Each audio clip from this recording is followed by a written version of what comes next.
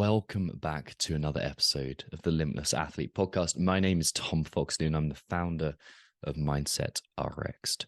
What I want to be showing you today is how to drop your negative mindset. It sounds incredibly simple when you put it like that. And this is a journey that requires nuance and it requires an individual approach because mindset is a one-size-fits-one solution. But the framework that I am going to outline here is single-handedly the most impactful and performance-changing methodology and perspective that you can have in your mind. Like, it's the one thing that our athletes time and time again, they say that's the thing that changed my mindset. Like, we did everything that we did to get to this point, but this mentality, this switch, this perspective was the thing that single-handedly changed my mindset the most. And this is a thing that allows people to drop that story that once they believed was part of them, but now they can see it's just a story and they don't have to believe it and they don't have to act it out because it's not them. So today I want to show you this. So essentially I'm going to show you how to get rid of those stories, what you need to do to get rid of them, like how you can stop that story, that belief that you've had your whole life from interfering with your performance ever again. Like you don't need it there. And I'm going to show you the steps to do that. I'm going to show you the 4 steps of creating change, which I've spoken about before, but I'm going to show you how it works in this. I'm going to be introducing a topic called, or a framework called bound nature and free nature. Bound as in wrapped up and restricted. And like, you know what that feels like. That's when you're not being you and you're acting out one of these stories. And free nature, when you're performing optimally, when you're performing at your best. And that's a framework that I first learned from my mentors, Brian Grasso and Carrie Campbell. But it's a framework that is so impactful and so beneficial to athletes, especially when you're trying to do something you haven't done before, whether you are kind of chasing down your dream physique or whether you are looking for a happier, healthier lifestyle, or whether you're trying to win the CrossFit Games. This is the framework that helps people the most. It's consistently the biggest change for athletes. It's consistently the biggest change point. And if you apply this properly, you're going to be in a point where you can drop that story that you believe, that you can finally separate yourself from it. There's something that felt so intrinsically part of you that you really disliked, to be honest. It becomes something that you can drop at any point. It becomes a less integral part of you. So let's get to it. The first step in this journey, actually, before we get to the first step, let me remind you, webinar with Khan Porter coming out, how to train your mindset. We're going to be going over a complete framework of the RRP method that we use to train our athletes and actually training your mindset there and then too. It's something I'm really looking forward to. And there's still time to register. It's on Thursday, the 17th of November, if you are a UK resident, Friday the 18th if you're in Australia or kind of in the future in any way. And yeah, there's limited number of tickets. I think we're coming up to our capacity, but there's still a little bit of space. So go and get that, and you can you'll get a free recording as well. So you will be able to access the recording of that webinar at any point. So that's there. And yeah, let's get on with the show. So step 1 in transforming this journey, or transforming your mentality, dropping that negative mindset, is a testing phase. It's learning to observe the thoughts, emotions, physical sensations, and behaviors without getting wrapped up in them. What we're trying to do here is create some separation between you and your thoughts, so you can start to observe them. And also, so you're really starting to study yourself as if you've never met yourself before. You're starting to study yourself. Like, what'd you get up to? What are your thoughts really like? Like, kind of become scientific about it. What comes up most frequently and what's most harmful to your performance? Is it thoughts like, I can't do this? Or is it thoughts like, I'm never going to be good enough? Or thoughts like, I don't belong in this situation? Or is it thoughts like, man, this sucks, this is hard, this is too heavy? Like, what are those thoughts like? Are they victimhood? Or are they overly optimistic? Like, oh, I'll be fine, I don't need to worry about it. Like, what kind of thoughts come up that really limit you? What kind of emotions too? What emotions stand out to you?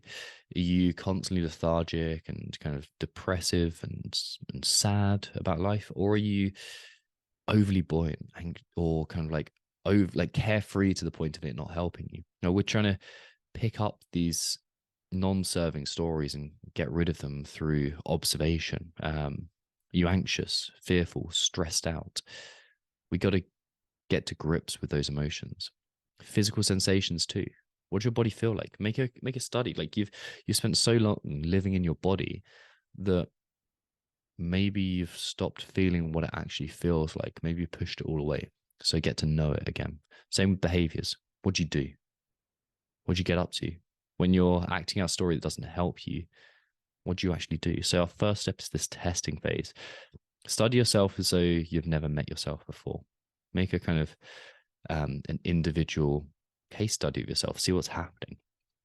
So that our objective here is that you have a clear list of thoughts, emotions, physical sensations, and behaviors that don't serve you anymore. And you might do this through journaling, which is a great way to do it because it's very easy to observe. You might do this through watching what thoughts and emotions come up in workouts or your challenging situations, and you might do this through meditation. Like we're just trying to watch, we're trying to observe. The next thing to do, the second and third step kind of combined, is see which of these occur together. There'll be certain patterns and certain clumps of behavior that will kind of fit together. It's like when I feel I'm not good enough, I feel extreme anxiety and fear, which leads to the behavior of cutting reps or not giving full effort in my workout, which leads to the physical sensation of kind of anxiety and stressiness, or maybe, and then that leads to another story which is like lethargy, slowness, sluggish, and you feel defeated. The thoughts are, I'm never going to be good enough, I've really screwed this up, and like I've missed my opportunity. And maybe you see they start to clump together. So you'll notice out of all your thoughts and emotions and physical sensations, they'll wrap themselves into kind of neat little bundles. Maybe not neat little bundles, maybe slightly messy, jaggedy little bundles, but they will be bundles and they'll kind of cluster together. They'll have their own gravitational pull. And what's creating that gravitational pull is the story that they represent. We need to identify that story eventually, and we need to see what it really believes.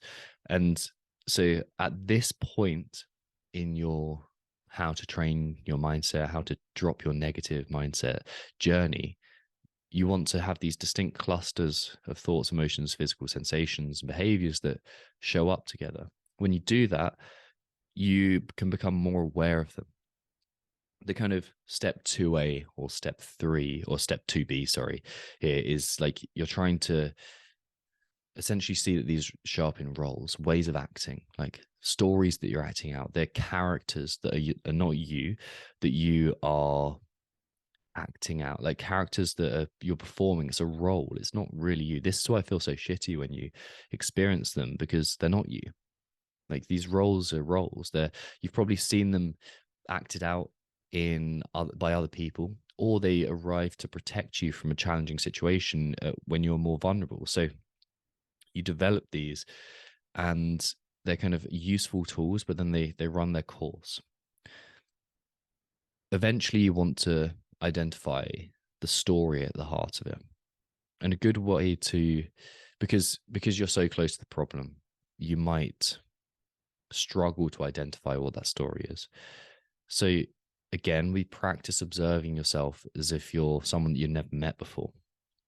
And ask yourself, what story would someone who acted, thought, and felt like this believe? What would they believe about themselves? What would they believe about the world? And it's usually something that disempowers, if that's the word, or if that's even a word, disempowered, or reduces the autonomy of that person. It's something that renders you helpless, useless, or kind of unable to affect your own reality. So figure out what that story is. have a little deep dive into it. What's the story you believe? And there's a hint, a shortcut. It's usually something around, I'm not good enough. I don't deserve to be here. I'll be socially rejected, something like that. So we've got step one, testing, figuring out, observing, like getting the lay of the land, seeing what thoughts, emotions, physical sensations, behaviors show up. Then step two is clumping them together and figuring out what story links certain aspects of it. What is that? Where did it come from? What are its triggers? How does it show up? Like, what actions are likely to compound it that you do or that you perform? So that's step 2A and step 2B. Step 2C, I think. Step 3 kind of is to put these into roles, and I like to make these into characters. I'll give you one of mine. Ian the Invincible. Ian the Invincible was a character that I developed, a way of acting that I developed that stopped me from, in workouts especially, from displaying vulnerability, but also my relationships too. I like part of what took me into the Royal Marines is I wanted to make myself invincible. I wanted to make myself undamageable. But I did this not by conquering my inner demons, but by wrapping myself up in this shell of protectionism behavior, something like that, something that wouldn't let softness to be seen. And actually, it did so much harm, so much more harm than good, because I didn't let myself get in a failure. I didn't open myself up to receiving feedback and learning, and I didn't open myself up to vulnerability in my relationship, and it really like created some struggle here. So what you want to do is create these kind of roles, and like I can see in the Invincible, actually I can see what he looks like, and I get to know him really well. So when he shows up now, and like you never really get rid of these bound natures, you never really completely disprove them and drop them 100%. They're always somewhere in the background trying to wriggle their way back in. But I know how to work with Ian now. I know what to say to him. I know what to speak, how to speak to him, how to act to get rid of him, and let him know that he isn't needed there. And you want to be able to create this role that you can see, that you can recognize, just like someone walking into the room, that you can recognize who they are, and create some separation between you and them, because like really you are not them. You are like, that was just a way of acting that you picked up to protect you. And also, like, you'll notice in the Invincible, it's kind of like a crappy superhero character. Like, I'm trivializing it a bit. Like, you don't always have to be, when you're working through mindset stuff, lying down on a therapist's couch and crying your eyes through it. Like, sometimes that's really important. Sometimes it's a part of the journey that you need to go through, but not everything has to be so emotionally charged. Create some triviality there. Like, life is a strange experience, and as an athlete as well, you can see that this isn't the be all and end all of your life. Like, there's more important things that will come along. So create some triviality there. Like, create some separation between you, and laugh about it. Like, see that this is all a ludicrous opportunity that we have to exist at this time on Earth, and like, see if what it is. It's not this thing that's fixed in motion or fixed in place. Like, you can change this, and you can make it into a game too. So step 2C or step 3 is create these bound nature roles. Like, create a way of thinking. Let's quickly jump into bound nature and free nature, because this is the topic that I think creates so much change for our athletes. You've got two ways of being in the world, and two ways that your performance is going to be categorized into. Think back to your best performances ever. At this point, you're experiencing free nature. Free nature is when everything is, from a mental, emotional perspective, it's all good. You are taking the actions, you're taking risks, you're doing things, you're self-motivating, you're driven, you feel like aggressive in your workouts, but you're not like overly anxious. You feel assured, you feel confident in your abilities. You're going to not worry, you're not running someone else's race, you're just pushing yourself. Like, even if shit happens, like, okay, I'm going to move on, I'm going to crush this. Like, the thoughts are things like, you can do this, I've got this. keep going. The emotions are kind of this confidence, self-assuredness, self-belief, self-trust. The physical sensations is probably like energized without feeling anxious. The physical sense, the behaviors are just doing what you need to do, sticking to the plan, not cutting reps, not failing reps. It's doing the work. Or if you do fail reps, just getting back to it. So that's free nature. You know what that feels like because you've touched it frequently. Then we have bound nature. Bound nature is a way of acting, and it's one of these roles. Bound nature is a way of acting that does not serve you at this point. Its thoughts could be like, you've got to be careful here because they're going to be so wrapped up in who you believe you are, but they're not you. But the thoughts could be things like, I'm not good enough, I don't deserve to be here. Thoughts could be even like, oh, I don't need to worry about that, or I'm screwed anyway, so what's the point of trying? This kind of might be like a resignment to failure or to not being good enough. The emotions will be things like sadness, depression, but also anxiety, fear, stress. They might be like despondency, like all kind of emotions that do not serve you, do not help you move forwards. Physical sensations, like I used to get like shots of anxiety through my hand that signified that I was in bound nature. Like this, like it felt like a electrical, like adrenaline pulsing through my body. Butterflies, like palpitations, were a huge trigger for me. Like I could feel them in there. You might feel like tension, headaches, migraines. You might butterflies in your stomach. And behaviors, anything non-serving, screwing up in your nutrition planning, not doing your mobility, taking shortcuts in workouts. What else could there be? Could be just missing lifts that you know you can hit, but you're not committing to. Holding back, not finding the right intensity, over pushing and like redlining the first few minutes because you're trying to compete. This is bound nature. And you're either in bound nature or free nature at any point in your life. And the thing is, free nature is always accessible to you. And I was trying to think of a way to explain this on the way to a seminar that I was giving in, I think it was in Germany or maybe the Netherlands a while back, years ago, in fact. And weirdly enough, I was actually in a big bound nature phase at the time. I was feeling like just why can't I get this? I was so frustrated at not being able to find a good example for bound nature, and it was actually putting me further into bound nature, just experiencing the whole time. And I was about to fly out to this seminar that I was going to give, and it was raining and it was heavy and it was cloudy, and my thoughts and emotions, they exactly represented that mood. Got in the plane, got even more frustrated. The plane took off, and I was like journaling about it, trying to force it to happen. We popped through the clouds, and as we popped through the clouds, the sun was just rising across the horizon and beautiful blue sky above us. I thought, this is the exact metaphor for free nature and bound nature I need. The free nature is the sun, the blue sky that's always above the clouds. Your bound nature is the clouds, and you think that you're completely in it and you're never going to be able to get out of it. But if you accept that it's there and let yourself go on the journey you need to go to, feel those emotions quickly, recognize the thoughts, you can drop that. You can get out of it. The half-life of emotion is very short once you actually feel it. So observe that, see that, and know that free nature is always there for you. Always, always, always. No matter how bad the situation, you can feel it. Free nature does not mean being stoic and not feeling any emotion. Free nature means, despite feeling the emotion, you still act in your own best interest, and you give yourself the grace and the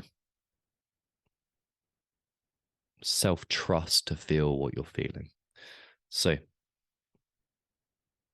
we have to learn that our bound nature comes in roles, in stories. The bound nature is usually an interface of our story that I should be able to fix this. I should be good enough. I should be better. I'm not good enough. It's that coming to fruition in the outside world through your thoughts, emotions, physical sensations, and behaviors. Step 4 is the most important step here. It's more awareness. The big mistake that athletes make in anything they do, and actually screw athletes here, the big mistakes that humans make in everything that we do, is we rush the 4 A's of change. We go from acceptance, I need to change, to what can I do to change? I need to change right now. What am I going to do? So, accountability. Missing out the step in between, which is awareness. If you don't build up enough awareness of the problem, you'll just flip flop between accepting that you need to change, trying to force a change to happen, and then screwing up and going back to the same starting place. Then accepting you need to change, forcing new behavior, taking accountability, and then screwing up again. We need awareness. We need more awareness in there. So awareness, you just need to practice catching that bound nature as frequently as possible, without judgment, without resentment, without trying to force it away, just experiencing it in its fullness. Get to know it. Get to know that character. Like, at the end of the day, that character is actually a very compassionate part of yourself that was trying to protect you when you were vulnerable. That's why the story's there. That's why it exists. So your job is to get to know it, thank it for being there, but you're not needed anymore. You don't need to talk to it, but just get to know it, witness it. Step, whatever the next step is, maybe 4, maybe 5. Once you've got to recognize and see it's there, you'll naturally start to push it away, change your behavior to it, and think that it's a bad thing. Your job here is to practice non-reactivity. See it without panicking, without thinking it's a bad thing, without categorizing it as good or bad. Know that it will pass eventually. It's like a stack of dominoes is falling. You're not trying to reroute the domino path. You just want to put your hand in there and stop them all tipping over to protect the next bit. Develop non-reactivity. Don't force yourself. Just stop, assess, see where you are. And then the final step here, take some tiny actions. Once you've really practiced that, and I don't want to rush through that phase of awareness, the catching it, knowing it as bound nature roles, seeing as you're like, am I in bound nature or free nature? Asking yourself that throughout the day, practicing that non-reactivity when you are in bound nature. That is what will create change. Change just will happen after that. But one thing you can do to encourage that is to take small actions that disprove the story. If you believe you're not good enough, recount your wins at the end of the day. If you believe that you can't push hard enough, choose one moment in your workout to push harder. If you believe that you're crap at gymnastics, do a small bit of gymnastics that slowly improves and slowly makes progress. So you can argue with that story. Like, the story isn't true and you need to prove it to be wrong. So take those small actions. That's the steps. It's very, very simple. The one that everyone misses is awareness. So you go acceptance, awareness is the big piece, accountability, and then adaptation just happens.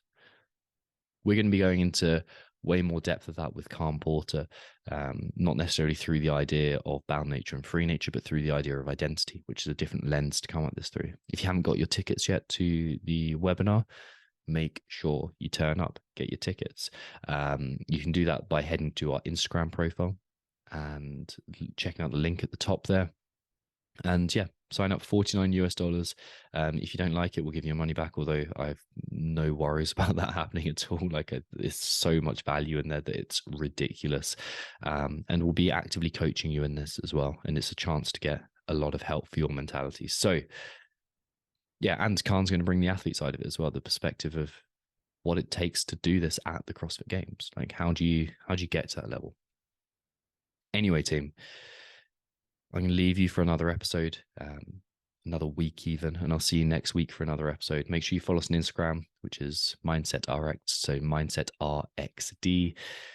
And if you want to follow me on Instagram, do that too. Shoot me a message. I want to know what you think about this episode, what you think about the podcast as a whole, what you'd like to hear about, because I can't just create this in a vacuum. I'm using what our athletes are dealing with in order to shape the direction of this. But yeah, I need your input too. So let me know what you want to hear about. Do you want to hear about specifically in workouts? Do you want to hear in pre-competition prep? Like, what do you need to know? And that would be good. So shoot me a message on Instagram, Tom Foxley, Tom Foxley, and I'll see you soon for another episode of the Limitless Athlete podcast.